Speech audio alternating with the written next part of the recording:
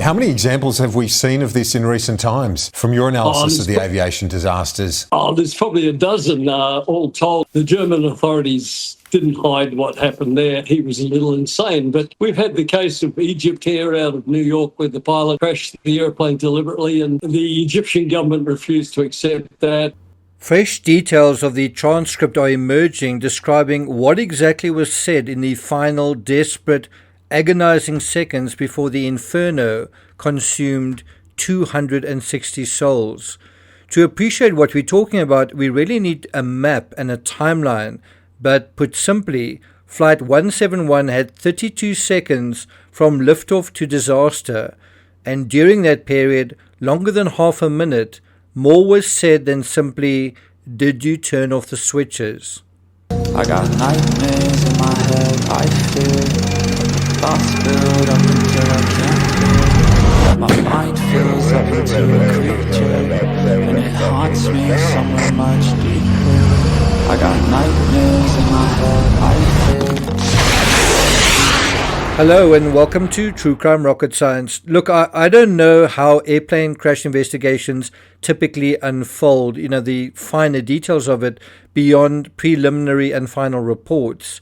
I suspect I know more about maritime law and how disasters are dealt with at this point, but I do know if we treat this as a true crime case, and I suspect the authorities in India are, as a criminal investigation. If so, how should they be investigating this case? Well, we would be maintaining a laser focus on those 32 seconds prior to deadly impact inside the cockpit. In other words, we would be focusing on the timeline. And yes, our focus would be on Kunda and what was said, what was done, what wasn't said, what wasn't done. In other words, that staple of true crime and criminal investigations, statement analysis. And we have exactly what we need to do that, the audio transcript, which we'll be looking at in more detail in a moment. Before we get to that, if you haven't subscribed to the channel, please do.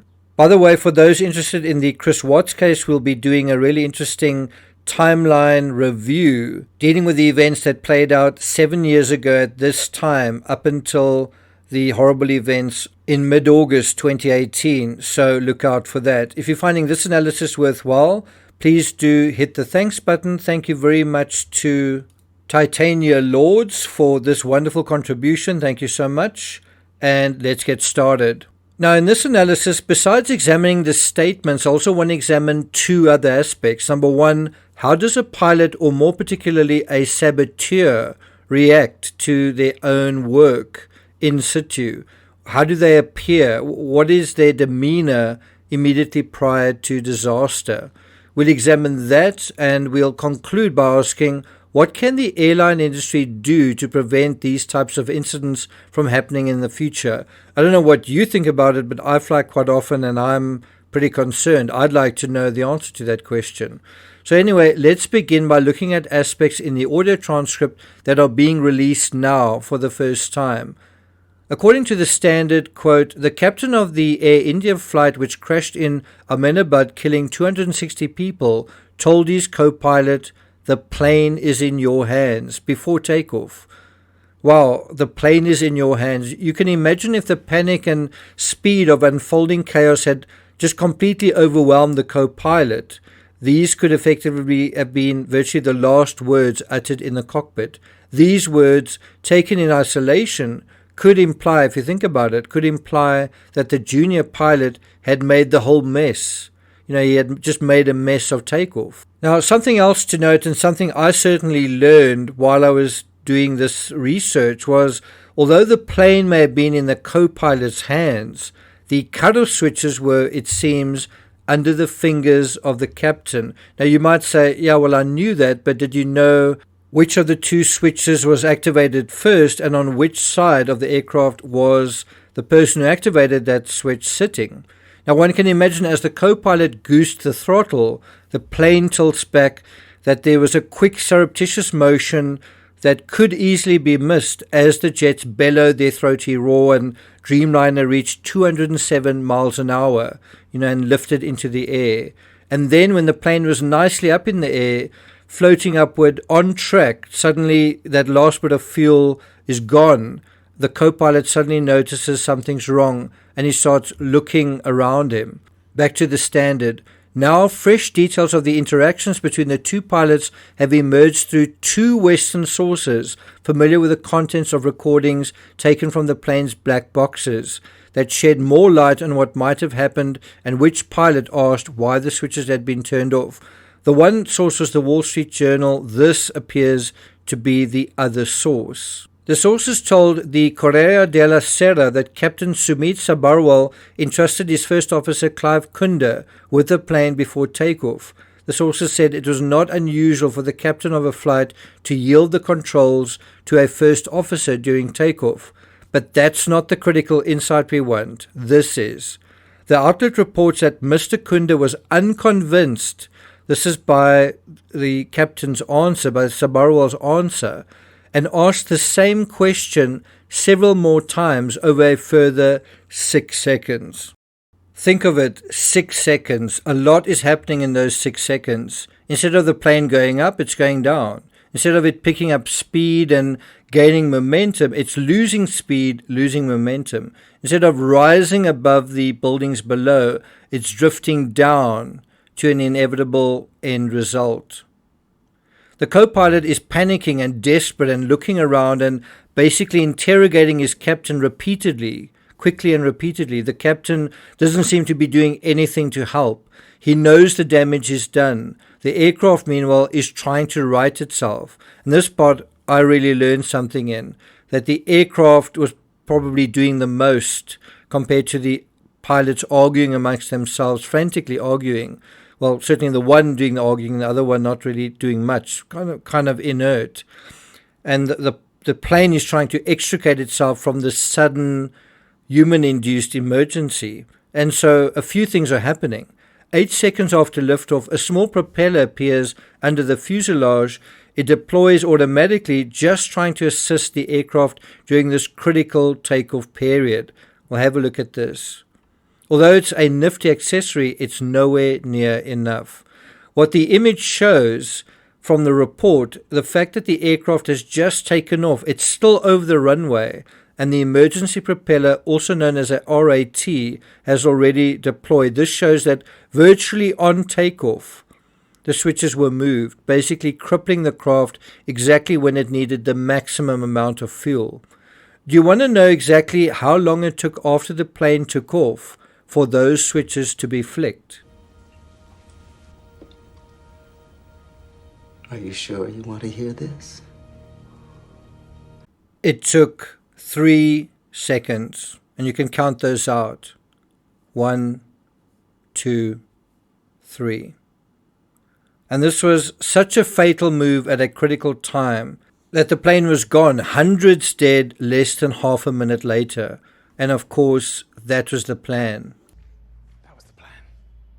Incidentally, another thing the aircraft investigators might want to confirm is in which seat the captain sat. I referred to this a moment ago, because we know the first switch that was transitioned was on the left. In other words, closest to the pilot on the left-hand side. And ergonomically speaking, intuitively, the logical switch he would want to deploy first, certainly if he wished to do so quickly, secretly, and in a hurry, was the one on the left. And so this makes sense because the pilot, the captain, typically sits in the left seat. So we'd want to confirm this in terms of the investigation. In which seat was Sabharwal sitting in? It ought to be the left seat. Curiously, in the same order that the switches were turned off, first the left, then the right, they were turned back on again, first the left, then the right. So people thinking about this is a glitch, there's some technical thing, that doesn't quite align with that theory. It also took 10 long seconds, lifelong seconds as it turned out, to turn the switches back on, starting with the left one first, which suggests again, the captain, if he turned it off, he also turned it back on, and in the same order. The aircraft also did one additional thing, an automatic effort by the machine to save itself, but which may have alerted the co-pilot that something serious was awry. One of many alerts. Associated with turning on an airliner's ignition, a small hatch near the tail opened. It's called the APU door. You can see it in this graphic from Reuters. And this allowed another small engine to activate in the tail. This occurred at half a minute after liftoff and about the same length of time before the crash. Like the tiny RAT propeller situated under the belly of the plane, the APU wasn't enough to make up for the sudden loss of speed, lift, or momentum. Again, it was the timing of the cutoff. The plane just couldn't summon enough resources to get back up to speed after basically turning the fuel off, 3 seconds after takeoff. Now, 4 seconds after the left switch is returned to the run position, the right switch is returned as well. It may be that the alarmed, alerted co-pilot observed the captain this time playing with these switches and even perhaps said, did you touch these switches in between him touching the first one? Maybe it was even the co-pilot who had to flick the second switch back to normal. So let's review what we're dealing with here. At 1:38 p.m. and 39 seconds local time, the plane lifts off. What we still don't know is exactly when in the timeline the co-pilot said, "Why did you shut off the engines?" Now this is also different to what others have reported. According to Corriere della Sera, the co-pilot specifically said engines, not switches, although the switches do shut off the engines. Now, to verbalize what we're talking about, Kunda, who is flying hands-on, distracted, quickly starts to realize something is wrong. The engines are roaring, possibly alarms are beeping in the cockpit, lights are going on and off, and he's likely saying loudly, then almost shouting, "Did you shut off the engines? Why did you shut off the engines? Why did you shut off the engines?" Another microphone recorded a vague denial. "I didn't do it," the sources said. Kunda, his heart sinking with this behemoth that he can't rescue. He realizes there's nothing he can do.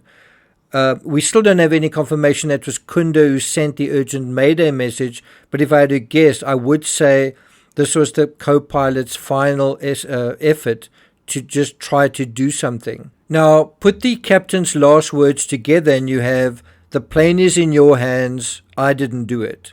It makes one wonder if he wanted to frame his younger colleague, doesn't it? Now let's deal with those two questions I mentioned.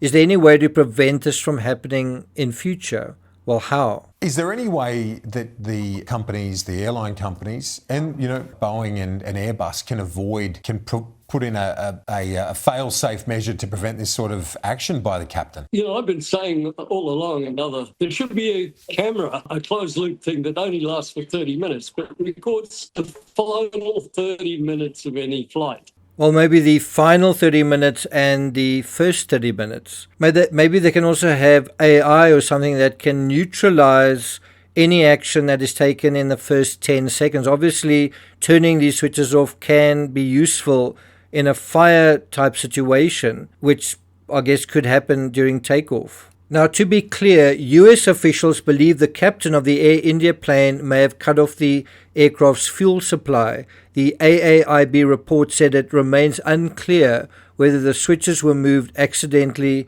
or deliberately. Or what do you think? At this point, is it clear or not clear?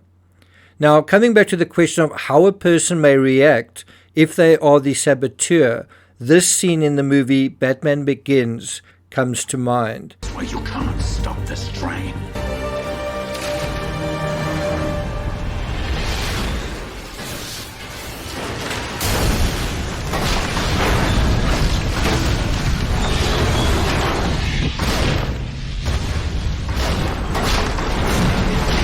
And that, I think, could have been the demeanor of one of the pilots right at the end. I'm not going to take it further than that. Thank you for listening, and I'll see you guys next time.